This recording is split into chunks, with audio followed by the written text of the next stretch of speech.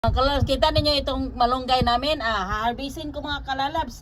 Anong unti-unti kong harvestin ba kay ano para yung nutrients niya mga kalalabs ay pupunta dito sa ibabaw para mas mabilis yung tumubo. So, manguha ako mga kalalabs, kunin ko muna, harvestin ko yung mga nasa baba niya kasi dito kasi ay na talagang mahirap magpatubo ng malunggay.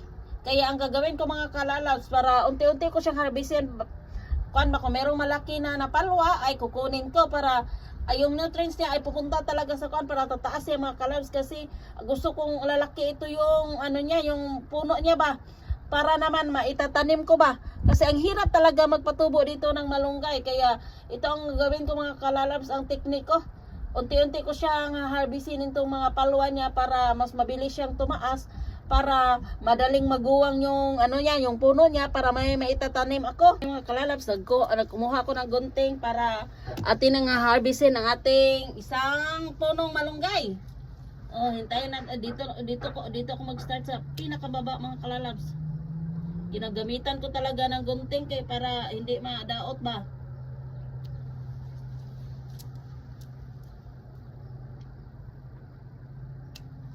Baka makuha mga kalalabs ba dahil bata pa itong puno, baka kung sipakin ko ba baka malangkat yung ano niya, yung balat. Gagamitan talaga ng gunting. Ang laki ng mga palwa niya mga kalalabs. May pagtula na tayo. Tuning kuan mga kalalabs.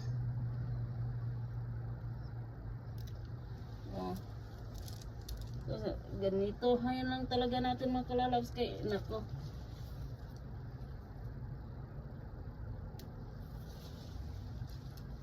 May pangtula na tayo.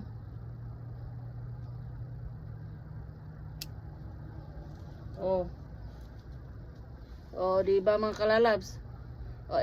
Ito mga kalalabs ay iipunin ko lang, no? At ito, paglaki nito mga kalalabs, mga susunod na adlaw, so kukunin ko na naman ito. Pag nakita kong tumaas na naman ito, ay kukunin ko naman ito. Para mabilis siya, lumago mga kalalabs. Kaya nako. Pag kuan kasi, hindi ko ganito yung mga kalalabs, ay yung mga nutrients siya, pupunta dito, no, niya. Para mabilis kuan ba, lumago. Lumago ang ating malunggay.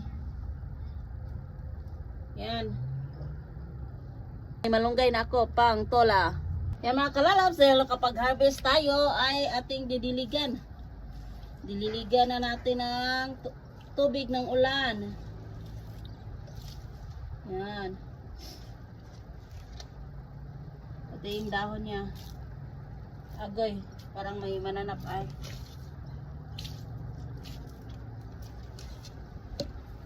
Ito ay parang may mananap.